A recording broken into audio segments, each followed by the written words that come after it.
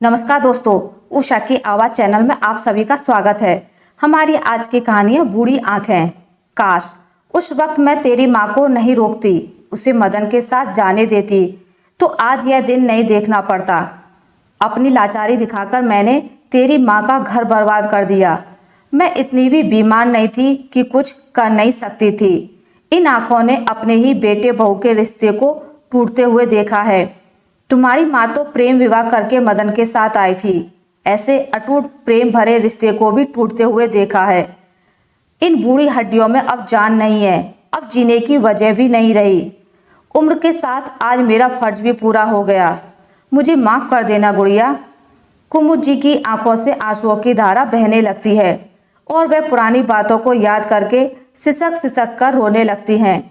दादी, आप क्यों रोती हो पुरानी बातों को याद करके? अब क्या फायदा, जो होना था वह तो हो गया और इसमें आपकी क्या गलती थी? गलती तो पापा ने की और सजा मेरी माँ को मिली। खैर, अब दादी आप इन बातों को याद करके मत रो। यह देखो दादी, मैं डॉक्टर बन गई और मेरी डॉक्टर की डिग्री। कुमुद जी अपनी आंखों से आंसू पोंछते हुए डॉक्टर की डिग्री हाथ में लेकर बोली, आज तेरी माँ जिंदा होती तो मुझसे ज्यादा खुशी उसे मिलती। दादी, मैं जानती हूँ कि यह सपना मेरी माँ ने मेरे लिए देखा था। पापा के धोखे के बाद माँ अकेली पड़ गई थी, लेकिन उन्होंने हिम्मत नहीं हारी। उन्होंने मेहनत की और मुझे पढ़ाया लिखाया। हाँ, बस दुख इस बात का है कि वह मुझे डॉक्टर बनते हुए देख नहीं पाई। जब होने को कुछ और मंजूर हो तो कोई क्या कर सकता है। आज माँ का सपना आपने पूरा किया है, मुझे इस लायक बनाकर। कुमुद जी वह डिग्री लेकर अपनी बहू नंदिनी की तस्वीर के आगे रख देती हैं और लड़खड़ाते होठों से कहती हैं, देखो नंदिनी, आज तुम्हारी बेटी ने तुम्हारा सपना पूरा किया, वह डॉक्टर बन गई। आज मैं इस दर्द से आज़ाद हो गई। और रोने लगती हैं। दादी, आप यहाँ बैठो और मुझे बताओ कि आपने दवाई ली। मुझे नंदू काका बता रहे थे कि आप समय पर दवाई नहीं ले रही थी। क्यों दादी, ऐसा क्यों करती हो आप? नहीं गुड़िया, आज दवाई लेना भूल गई।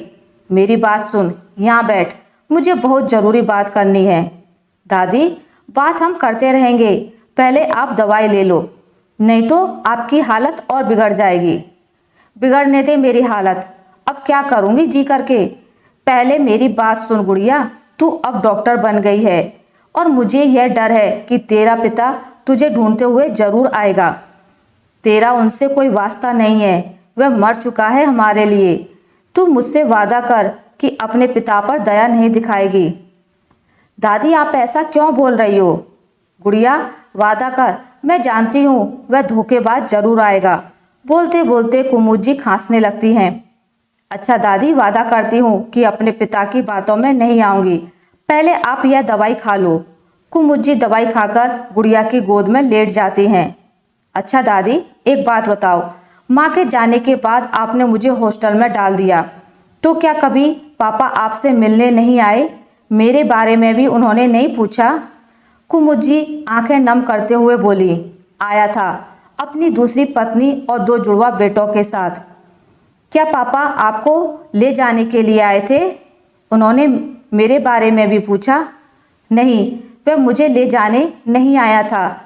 शहर में कर्ज में इतना डूब गया कि वह शहर से भागकर यहाँ मुझसे मदद मांगने के लिए आया था। वह अपनी पत्नी और बच्चों के साथ यहाँ इस घर में रहने के लिए आया था। दादी, अब कहाँ हैं पापा? मुझे नहीं पता गुड़िया। उसने जो तेरी माँ के साथ किया, उस बात को मैं आज तक भूल नहीं पाई हूँ, इसलिए मैंने उसे घर से निकाल दिया था। पर दादी, वह तो आपके बेटे हैं ना, आप उनके बिना कैसे रह सकती हैं?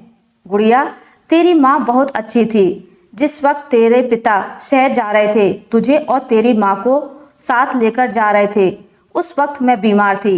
मैंने एक बार कहा और तेरी माँ यहाँ रुक गई, जबकि वह तो मेरा बेटा था। उसने एक बार भी मेरे बारे में नहीं सोचा और शहर चला गया। वह चाहता तो मुझे भी लेकर जा सकता था, पर उसने ऐसा नहीं किया। 4 साल बीतने के बाद हम लोगों को पता चला कि उसने दूसरी शादी कर ली है। तेरी माँ बहुत रोई थी और वह मेरे कहने पर शहर भी गई तुझे लेकर मदन को समझाने के लिए। लेकिन उस वक्त तेरी सौतेली माँ गर्भ से थी, इसलिए नंदिनी तुझे लेकर यहाँ लौट आई। बोलते बोलते कुमुद सिसक सिसक कर रोने लगी। मुझे गुड़िया माफ़ कर दे, मेरी वजह से आज तू अपने माता पिता के प्रेम से वंचित हो गई। उस वक्त मेरा एक फैसला इतना गलत साबित हुआ कि अपने ही बेटे बहू के रिश्ते को टूटते हुए देखा।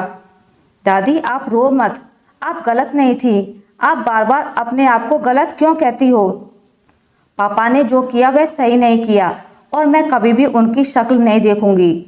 आप अब मेरे साथ शहर में रहोगी, यहाँ गांव में रहने की ज़रूरत नहीं है, ठीक है ना दादी? दादी आप चुप क्यों हैं? दादी दादी उठो ना दादी। दादी आप ऐसा कैसे कर सकती हो? और देखते ही देखते कुमुद जी की सांसें गुड़िया की गोद में ही थम गई थी। आशा करती हूँ आपको मेरी आज की कहानी अच्छी लगी होगी। अगर आपको मेरी कहानी अच्छी लगी है तो इसे लाइक करें, ज़्यादा से ज़्यादा शेयर करें और अगर आप मेरे चैनल पर नए हैं तो इसे सब्सक्राइब करना ना भूलें। मिलते हैं एक नई कहानी के साथ, तब तक के लिए नमस्कार।